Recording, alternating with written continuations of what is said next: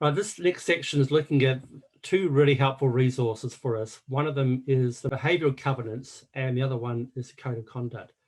So I'd just like to remind you that all these resources are on the website, and I'll just take you there, just have a look. Manual for meetings, this one here that Annika referred to, has quite a useful section. If you scroll down, you'll see there's a section on building community, the skills in building communication and building relationship. And let's scroll down there, let's have a look.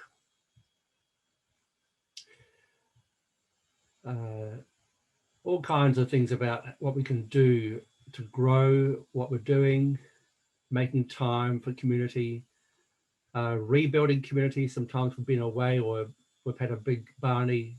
How do we rebuild relationships?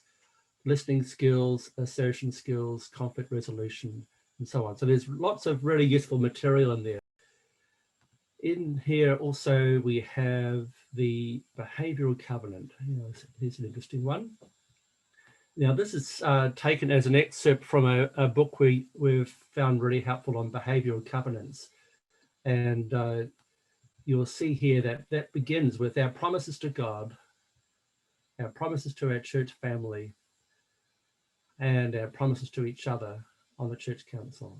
So our promises to God are about our relationship with God and how that relates to our work in the world and in the church, listening. Our promises to the church family about demonstrating leadership and commitment, supporting our staff, our ministry team, and discovering what's best for the church and not just for us or our particular interest group. And finally, the promises to each other on the church council, where we promise to make a commitment to one another. Now, this is just a sample. It's been taken out of a book as a resource, and you might want to design your own behavioural covenant. And at the end, what we suggest is that people actually read through it on a regular basis. And when you elect a new church council or put new members on the church council, you might want to revisit that and recite it, everyone together. So that's a really useful resource. And alongside that, there's a really helpful one for staff, particularly when you have teams working together. And Annika and I both have worked in ministry teams, and we know how important it is that we find ways of committing to one another, making promises to each other about how we'll engage with the inevitable challenges that come from working in a team. So that's a really useful resource to have a look there. And then we have the code of conduct for lay leaders. There's a plain version and a colourful one. Let's have a look at the colourful one. This was designed in 2016. It was approved by the Standing Committee of the Assembly for the whole of the Uniting Church. It's not well known, really. There hasn't been a lot of work done up to date. So we're really using this opportunity to introduce you to this code of conduct, not just one for ministers and other people who work in ministry. This one is for all people, members of congregations who provide leadership, and not just those on church council. So there are a number of sections. The first one is an introduction about why we have this code of conduct. And that's part of it, about our values, but also because we have had unhelpful behaviour as well. So the first section here, leadership within the church. We once again, a bit like that behavioural covenant, we are called to minister out of a relationship with God, and the way we do that is critical. Then the way we treat one another, all people in the church, including those engaged in church activities and programs, with respect, courtesy, honesty, and fairness. And then the way we work with the legislative requirements and policies that relate to our particular area. And that includes, at the moment, obviously, how we engage with the Victorian government, the Department of Health and Social Services guidelines. That's part of our code of conduct as lay leaders. Making decisions fairly, impartially, and promptly, which means that we don't stall. We actually find ways of working through what's happening and how we make really careful and discerning decisions.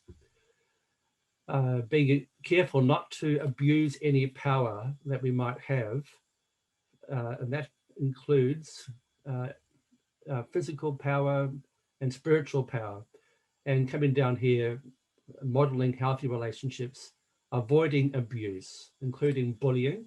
And bullying is defined as not just a one-off incident, but an ongoing pattern of harassing others in a way that they feel harassed.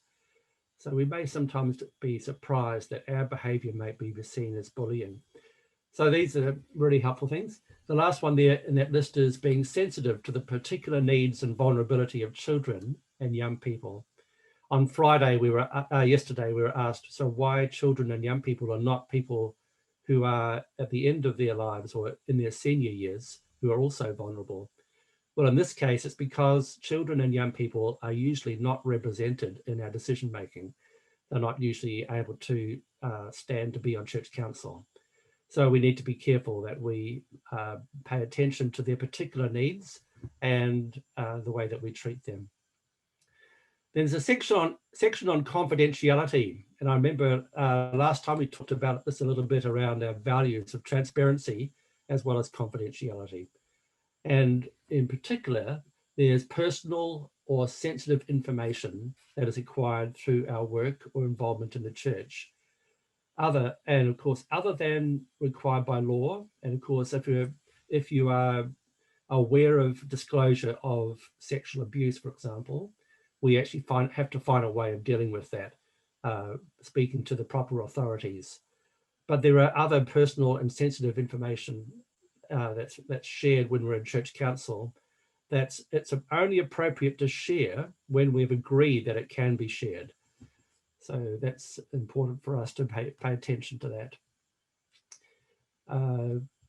Relationship with the law, and here's an interesting part, recognizing that there is a long-standing Christian tradition of political resistance and civil disobedience that may lead to exceptions. And the Uniting Church in its opening years, in fact, had to defy government bans on protest marches in some states, particularly Queensland, where people from the Uniting Church led the way in the civil rights and land rights for Aboriginal people.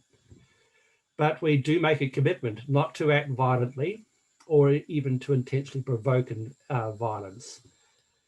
We make a commitment not to take property belonging to others, including intellectual property. And that's an interesting one for us at the moment, where while we're in restrictions, we're finding a challenge around how we share music in our services. So if you want any advice on that, Craig Mitchell, our colleague, is very happy to talk you through the ways in which we can engage with that. It goes without saying that we're not to make false, misleading, or deceptive or defamatory statements. And that means not even little fibs. All right, so little fibs lead to big fibs, which lead to being investigated for fraud and corruption, as we know in the news at the moment. And if you are being investigated for any criminal offences, or you have any knowledge of serious criminal activity, you need to disclose that to the church leadership. Acting with financial integrity. And once again, in the news at the moment, it takes a government down if you don't have integrity in the way you engage with finances. And finally, here in this section, being responsible in our use of addictive substances and services. We can't take our hat off and say, well, I'm abusing alcohol or drugs in my non-leadership time. And when I'm in the church council, that's leadership time. We are lay leaders the whole time. So we have to have some integrity. It's not banning alcohol or medications, but it's saying we need to be responsible. Conflict of interest. How do we ensure that our personal or financial interests do not conflict with our church-related roles and responsibilities? And that means being aware of when there are conflicts of interest.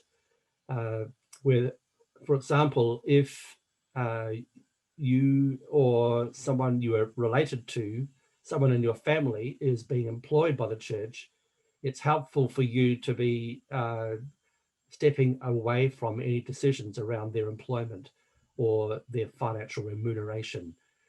And likewise, if you are a member of the church council and you are related to the minister, for example, in some issues you may need to say, well, I have to step out of the room for this particular part of the meeting. And likewise, there are some times when you know of something that's happened and you have to declare an interest, a personal interest. It may mean that you can stay in the conversation, but you need to be upfront about what you know or what you aren't able to share. And of course, that leads back to confidentiality. When the code is breached, this is an interesting one. We encourage people to introduce the code of conduct at the very start of a church council's life when it's been elected and commissioned. So everybody is going through this together. There's no picking on one person and saying, right, this code of conduct's for you.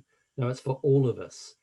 And so if you've been thinking about someone who's, for example, being abusive or bullying, here's an opportunity to actually say, can we look at together as a whole church council at our behavioural covenant and our code of conduct. So we'll all sign that together.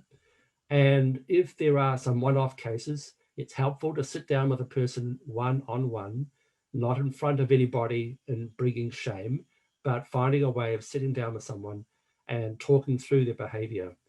But if there's ongoing behaviour that's not responding to that feedback, then there are other ways in which we can talk this through. And the presbytery is able to support you. We can bring support from the wider synod in terms of a mediation person who is not involved in the process. So that's a really helpful resource.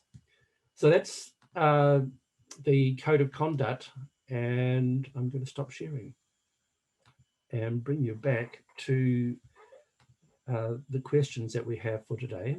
Here's the questions. What are the benefits of using a behavioural covenant and code of conduct? So what would you see as the benefits? And some of you may have used one or been aware of the code of conduct and used it. And what would you do if members were not following the code of conduct? So that's a hypothetical, of course, but there's always going to be cases where we cross the line, where we find it. In fact, I think I've got, there we are. When the code is breached, what do we do?